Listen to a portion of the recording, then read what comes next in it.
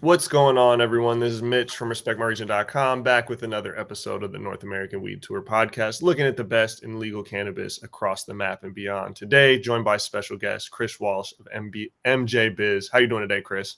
Doing great. Thanks for having me on. Awesome, man. You got a fellow media person on here. I'm not interviewing a grower or someone like that today. Someone that kind of understands probably the intimacies of the ups and downs of the media world, man. So excited to have this chat. Absolutely.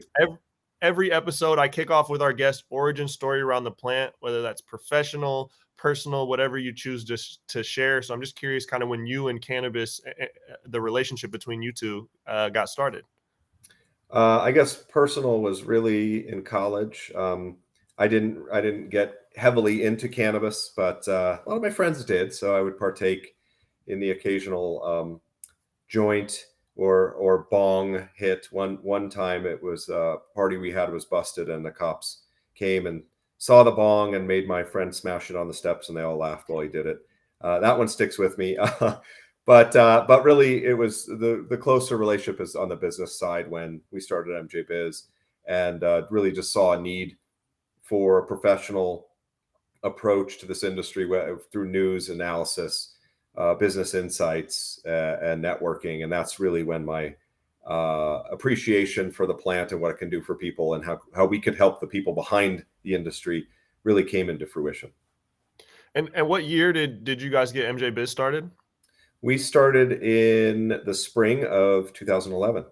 Okay. And that's early for cannabis media, right? Especially from the business perspective. Like in 2011 to the stigma was, I mean, the stigma's still there today, but the stigma was extra extra there back then. And so especially to take that stand of not only like for like putting yourself out there talking about cannabis, but also talking about it from a professional standpoint and propping this up, calling it an industry at a point when many would not consider it an industry. So I'm just kind of curious, like, what was some of the, maybe some of the backlash or some of the difficulties of propping this up as an industry during that time period? Well, I mean, I came from traditional media, so I was a business reporter at newspapers, metro newspapers in Colorado Springs, and then in Denver for one of the large daily newspapers here. And then in South Korea, I was an editor. It was all on the business side. That was my background, had nothing to do with cannabis.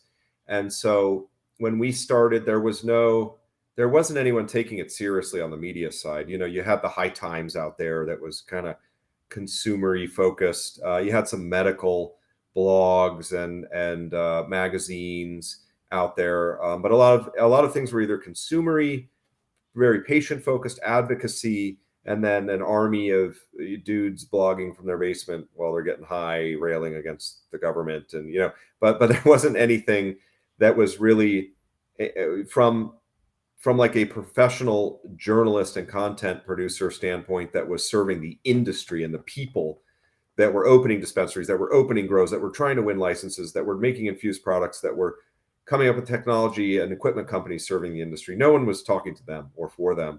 And that's really what we leaned into on the content side when we started. It was like, hey, let's be a trade publication for the industry. And that could involve anything from news and how this development affects you as a business person, all the way to like, here's a report on regulations in the state, like a checklist, or here's how you can land financing as a cannabis company. So it was this holistic approach to like, how can we help the industry through content? I love that. And obviously at that point, in 2011, I always say like the conversations continually got bigger as more states have come online. The industry's been taken more seriously. The polls are showing the favoritism or the lack of concern of cannabis prohibition at this day and age. But at that point, the conversation was a lot smaller. So, MJ Biz is clearly scaled, but I'll say the conversation and where that conversation can take place has clearly scaled alongside that. What has it been like, for you guys to scale, not only having to have like reporters on the ground in more states, but there's just so many different nuance regulations and conversations going on.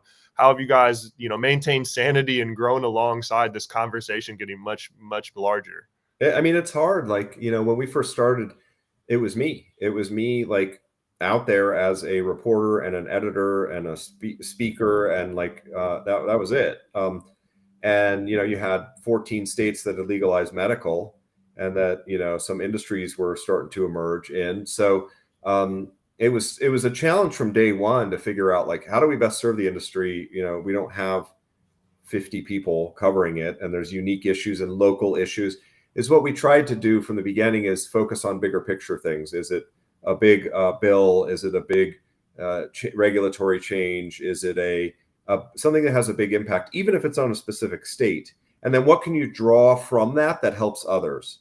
And you have to make these decisions all the time when you're doing this. It's like, sure, there are things we could have covered that we didn't, and there were other things we covered that we probably didn't need to waste our time doing. But it was always about, what is the bigger picture for the industry? So if you're writing about some big thing that happened in Colorado with regulations, you're educating people, hey, this might happen to you, or this is a groundbreaking way of trying to handle this element of regulations, and we'll see if it works or not, or this could have a big impact on businesses if it spreads. That's how we've tried to view what we do. And as we've grown, I grew the team from me. And then we had, at one point before COVID, I think we had, 25, 30 editorial staffers, and that was designers and editors and reporters. We had, a guy who's still with us today in Canada. We had an analyst in Germany. We had a hemp reporter in Germany. We had people all across the US, reporters, editors, data analysts, designers. And so that's the strategy we used to keep up with, and we had to keep up with what the industry wanted, right? It changes all the time. So, is it straight news they wanted? Is it news where you have the analysis portion mainly? Yeah, everyone knows the news. This is what it means, or this is how you approach it. Is it case studies based on that? Like, hey, this just happened. Here's how one company handled a regulatory change and had to invest $200,000 in new equipment because you couldn't make the edible look like a gummy bear anymore, and it had to be a square. So we just have to keep our finger on the pulse of the industry and constantly kind of evolve with it. Absolutely. And on that topic of evolution, right? Like, I always try and be careful with my words, because being a media person, like, it's not like we choose to talk about things that get interest solely for the reason of getting interest, but it has to be taken into account, right? We can't necessarily talk about things that nobody's searching or nobody cares about.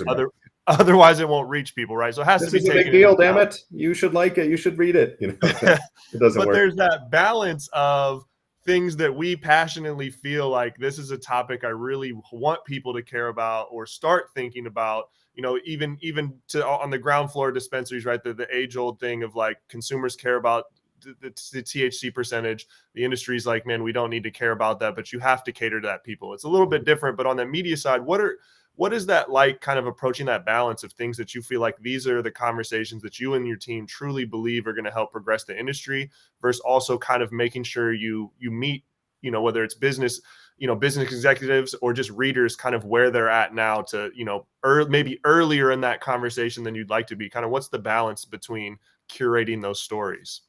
It is a balance. That's the key. And it's changed over time. To your point, we do see ourselves as leaders in the industry, and we want to be positioned not to offer opinions and say, oh, this company sucks or these regulations are good. Like, we're not here to make those calls, but we are definitely here to lead the industry in terms of analysis of all the effects something could have, spotlighting people who do have the opinions, whether we agree with them or not. We don't take sides. We don't think the law should look like this or that. That's for the industry to decide, and we're just a part of that. But I think, to answer your question, our role is to help the industry. In some cases, that's being a watchdog and saying, hey, there's bad business practices out there that they need to be cleaned up because they're hurting everybody.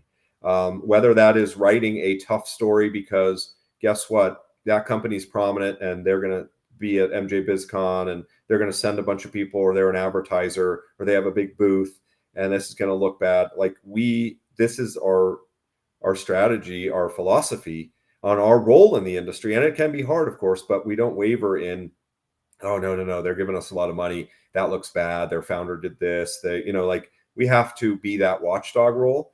And part of that is shedding light on things that aren't working and didn't go well. So that's a big part of what we do. And then, when it comes to issues the industry should care about, we have to leverage our platform, and that's MJ Biz Daily. It's my podcast, Seed to CEO. It's MJ BizCon. It's our events. There's different ways to get out of that. It might not be a story. It might be someone on stage. It might be a panel discussion. And to your point, yeah, I think there's a lot of road signs of what's up ahead that we see, that we've had others see, that come through us, that the industry should be paying attention to. And sometimes they don't give a crap. To your point, they're like, we don't need to worry about that. And that's fine. It's our duty to not shirk away from that and say, you know what, because there's going to be HR issues in the cannabis industry as it evolves that we're not used to now, or unionizing or workplace ethics or whatever. Yeah, that sounds boring, but we have to get at those types of things. And there will be people who take it seriously. And it may not get the most clicks, and it may be not the most attended session at MJ BizCon, but it's our responsibility to send up those flares, or to help people get an idea of where things are going. Absolutely. Thank you for sharing that insight. Taking it back to when you started. Obviously, like you said, you had a career in journalism before being in the cannabis journalism in general. What was it about cannabis initially that kind of fascinated you to start that endeavor? And then what was the tipping point where you're like, all right, I'm all in. It's cannabis now. Man, it was really being in media since I graduated college. I came out in 2000 when the height of the tech boom. And I know that was before your time, but that was my first experience, and I ended up covering technology. And so what happened is I got into the journalism world, and then quickly it started collapsing. It was exciting, but then you had these forces eating away at mainstream media, and their business models weren't tenable, and they didn't know what to do. And they lost classified advertising because of Craigslist, and they didn't know how to handle the internet. And after years of that, where it became a constant cycle of layoffs, cutbacks, no investment, bad decisions all across the board, from my dreams of saying I'd made it if I got to the New York Times, quickly changed to, I want to be happy, and I want to be in a industry that appreciates you and isn't just abusing you because you get paid less and just are passionate about what you're doing. And that's how I felt journalism was. So I went to get my MBA. So I had other opportunities. And so I was looking for something different. And we hear that story in cannabis all the time, right? From everybody, I was doing this and I wanted to change, or I felt there were opportunities here that weren't there before. So that was kind of me. It was like, I'm done with mainstream media. I don't know what I want to do. I had other offers to stay in at newspapers, and was like, what, this is what I want to do. And this was just exciting. It was different. It wasn't the glamour that a journalist attaches with working for a big newspaper or magazine or TV station, but I didn't care about that. And I thought, what the hell? I'm getting an MBA. I want to try something different. Cannabis sounds fascinating. Like, are you kidding? There's now an industry around this. Like when I was in college, people, you get busted, right? And you were going to some dude's house and sitting on the couch and getting a bag, and you had to sit there with him and smoke part of it as part of this ritual when you bought it, and now it was like there were businesses. Like, what the hell just happened? So I just thought it was fascinating. From a business reporter and business editor background, I saw it as a fascinating industry to cover and to write for and about. I love that. I love that. And obviously, 2011, like we were saying early on in this, that was early in terms of the industry of cannabis, incredibly early. Recreational cannabis hadn't even hit a single state at that point. What was your kind of like initial in those early days leading up to Colorado tipping and then Washington shortly after? What was your thought on kind of the timeline of this? And has it maintained the pace that you thought the industry would start toppling, or has it been a little bit slower of the maturation of it going recreation, and then kind of the maturation and the stigma breaking down? Has it been on par or slower than you initially anticipated? It's been way faster. Way faster. In 2011, I was worried when I was researching the industry when I started. Oh my God, my whole days on my browser are filled with marijuana searches. and paranoid or not, likely shouldn't have been paranoid. I wasn't paranoid. It occurred to me like, this might not look good if for some reason someone was tracking my internet thing. Like, is this guy a dealer? Am I going to get a knock at the door? Like, it sounds silly. And I don't, I came from a mainstream journalism thing, and I didn't want to do anything that would get me, in trouble. And Googling marijuana a million times a day doesn't get you in trouble. But, that's the environment. Well, it was still like, even in these states where it started, it wasn't even sure if that was going to exist anymore. And a lot of the people doing it were kind of former drug dealers, to use that term, that were selling out of their basements. And so there was a huge stigma at that time. And so I didn't know where it was going to go. I bought into the medical side very, very quickly, as the more people I talked to had very personal stories, which we hear to this day, about how cannabis helped them, helped a family member. And often it was like an older generation person that someone knew in their family or friends that didn't have any business like changing their views on marijuana, except if it helped them, right? They were like anti-marijuana their whole lives, and then they had these health conditions and nothing worked. And then one of their kids said, try this thing, and it worked. I heard enough stories like that I quickly bought into it. But I didn't think, I'll tell you, I made a big blunder in judgment. When Colorado and Washington legalized recreational, I said, there's no way the federal government's going to allow an industry like what we saw in medical. I thought it would pass, but then it would be like the early days of medical when states legalized, and then it would just sit there and nothing really happened. And that's how medical happened, right? It wasn't until 2008, 9, when some people in California, even a little before that, just said, we're going to start operating this like a business and open a dispensary and out there in public facing grow. So I didn't think that. I thought the federal government would challenge it and make sure that the rec industry did not develop unless there was some other big change. And I was wrong. And I know others who felt the same way, but I was wrong. And so to me, this was massively surprising that a little over a decade ago when we started, there were 13, 14 states with medical. Some of them didn't even have an industry yet. And now we're at 39 states plus DC, and 19 adult use markets, in most cases thriving, right? And then we have an election coming up with 5 more states looking to legalize recreational on the ballot, including red states. I think it's moved way faster than I ever would have dreamed. Now, the part that moved slower was federal. The fact that nothing has happened, and that a lot of people are so excited, which me included, that Biden makes this tiny move, which I think is significant, but that's where we're at. The federal government has done nothing. And so the change there is the complete opposite of what I said. I'm shocked at how fast everything moved with the industry and with state legalization. I am shocked at how nothing has moved federally. Yeah, it's moving slow, and it's funny. I associate with you talking about 2011, searching cannabis online. At that point in my life, we had just started doing media in the music realm. I was very much involved with the commerce of cannabis, but for a multitude of reasons, I was not trying to talk about cannabis anywhere. I was trying to have the word cannabis and my name not associated on any sort of paperwork or digital as much as possible in those days. But it's crazy how, half a decade later, it started to switch where I lived in Washington, and here we are 10 years later. And, the world of cannabis has changed completely. And on that thought process of evolution, obviously starting out as a journalist, I know now you do the Seed to SEO or Seed to CEO podcast. How has it been also evolving in just journalism, going from a written format? I'm sure with MJ Biz, it's been much more digital. I'm assuming you probably have some print experience previous to that, but kind of the evolution from print to digital to now this podcast and these forms of media are evolving. Are you resistant to that? Do you enjoy it, or what's that process been of evolving as just the journalistic media? Well, I think if you're resistant to it, you're going to fail. And the natural instinct of the type of newspaper-ish journalist that I am, and some of the people we've hired, is I don't like change.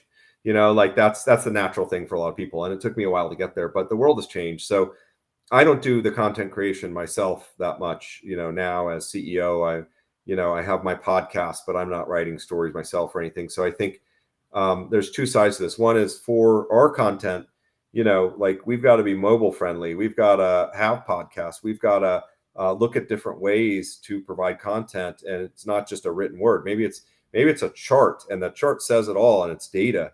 And you don't need to write this long analysis piece and have some big report. Like, there's so many different ways that people consume information now. And we have to be on top of that. And their attention spans have gone down, right? So you write a really long story, and 90% of the people aren't getting past the top, even if it's really important. So, but we have to balance that with having in-depth coverage or content on certain issues that warrant it for the people that really want it. So it's a constant juggle and balance, and we've tried different things. I think, me personally, from a journalism perspective, having a podcast now, after not doing our content for many years, as I move more into the business side, it's a different format. It's different than anything I've done. So for me, there's been a growth curve. You have a different approach. You're recording it. It's a conversation. It's not like you're interviewing someone and then you go back and like you can move pieces around and come up with a narrative, and or even radio. Like, I've been on tons of radio shows, and it's different. Podcasts are just different. So for me personally, I've just had to, I tend to have a very kind of monotone voice, and I'll sometimes hear myself and I'm like, man, that's boring.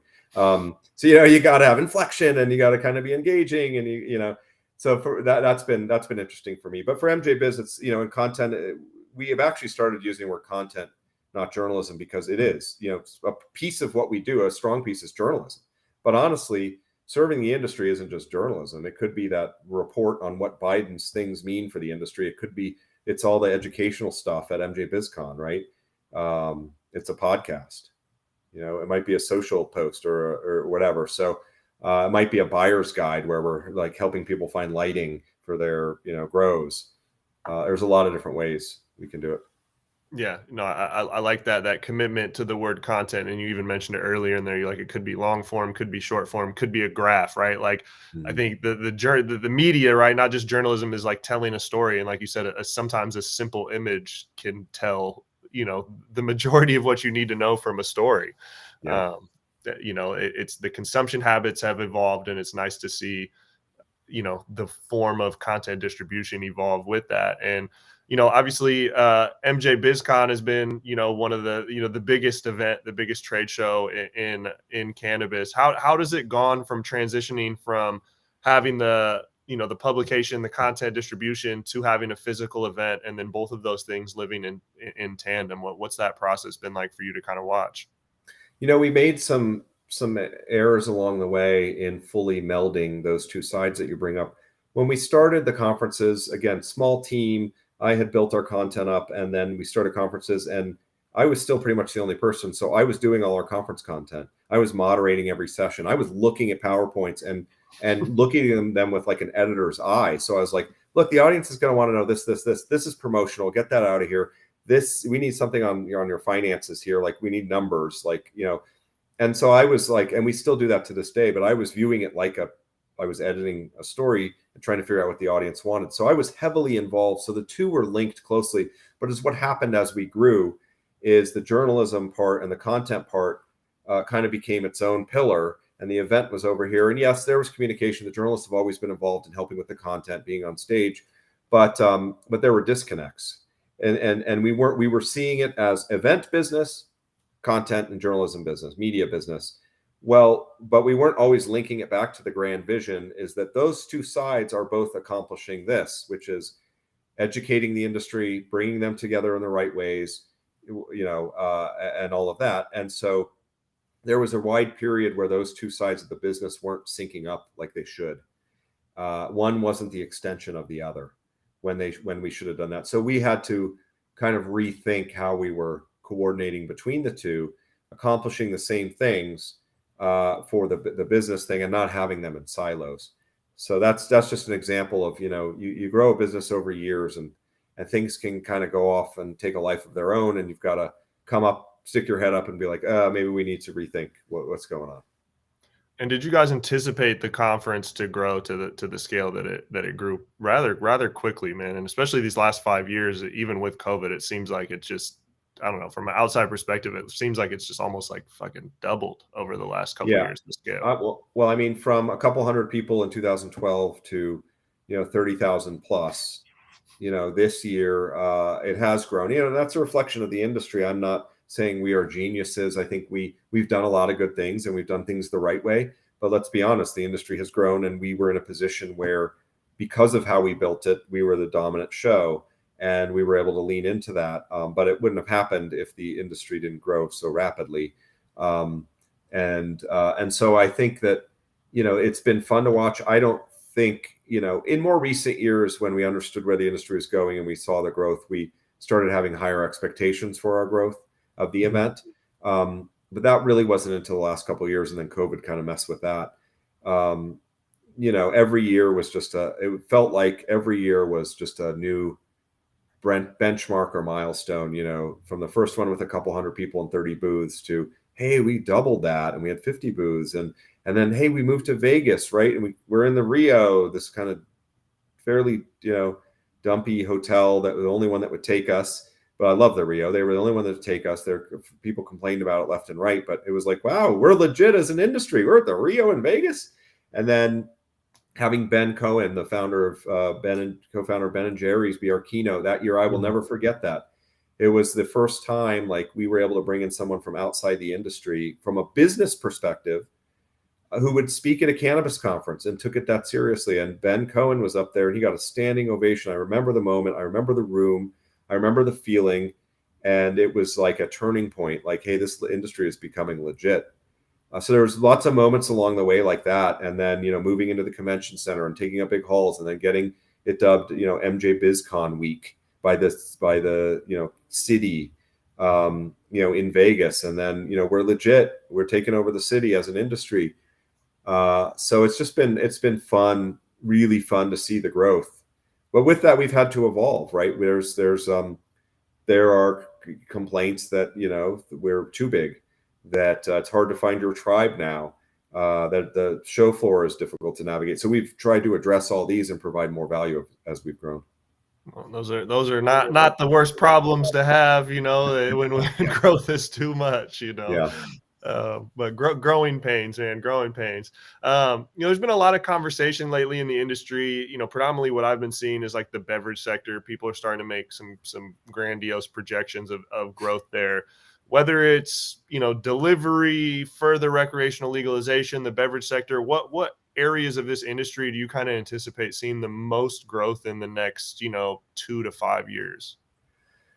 I mean, that's a good question. I think the ongoing march of edibles is or alternative products beyond just the flower itself. I'm fascinated by how that's going to continue to progress.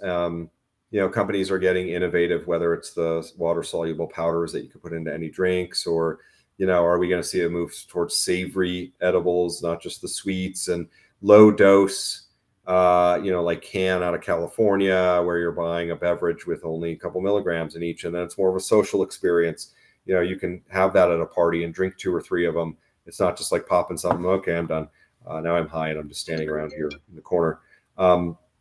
So I'm excited to see that. Beverages is fun to watch, I think, because there's lofty projections. You've had big alcohol companies get involved. I don't know where that's going to go, but I think for it to be successful, it has to be the model of low dose, and that it's a social thing that you consume over time. They have 100 milligram bottles where you're basically just taking a little shot, or depending on your tolerance, you might drink the whole thing. But, is that there'll be a market for that? Is that going to be a huge growth market? I don't know. So I like to watch that kind of stuff. And really, it's just, for me, it's the new markets. I always get excited. We've got Maryland and Missouri coming up, North Dakota, South Dakota. Like, I always like to see which states are next and see that type of growth.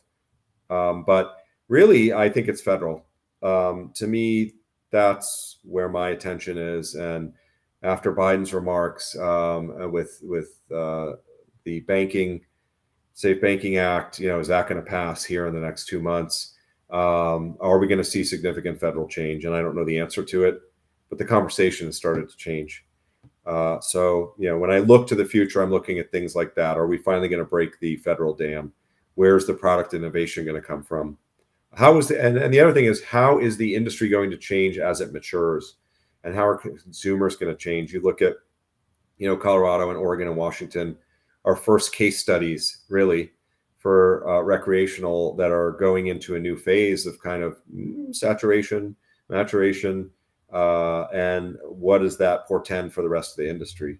What will this industry look like in 15 years? Where will that growth come from? It's not going to come from new markets coming online anymore. It's not Uh, going to come from the hope by federal reform. Hopefully, we'll already be there. So, how does a all grown up marijuana industry look like? I don't know, but it's fun to think about and look how it's evolving. I'm giddy. I am giddy to be a part of it and watch it. Um, thank you very much for your time today, Chris. Before I get you up out of here, is there anything else that you'd like to shed the light or that MJ Biz has on the horizon here coming up for the rest of 2022 beyond the big show here in a couple short weeks? I mean, we're really heads down in MJ BizCon. I mean, that's it. That's like our big focus, and really trying to help this industry through what is kind of a difficult period of time. So, and the election, I'm really excited to see what happens coming up. We have all this election coverage coming up to help people make sense of what could happen. And it's not just about the state legalization measures, right? There's a lot of other implications. So, stay tuned for all the election coverage. That's we're hitting that pretty hard coming up. I love it, man. Well, thank you very much for joining us today. For people out there looking for more information, mjbizdaily.com. Really appreciate your time today, Chris, and excited to get down to Vegas and enjoy what you guys continue to produce, man. Yeah, can't wait to see you there in person. And yeah, thanks for having me on. It's been fun. Let's get it. Cannabis keeps growing. This is the North American Weed Tour podcast. We're looking at the best in legal cannabis across the map. We'll be back with another episode later today. I think we're three-peating like the Lakers here on this Friday, man. The early 2000 Lakers, not these Lakers of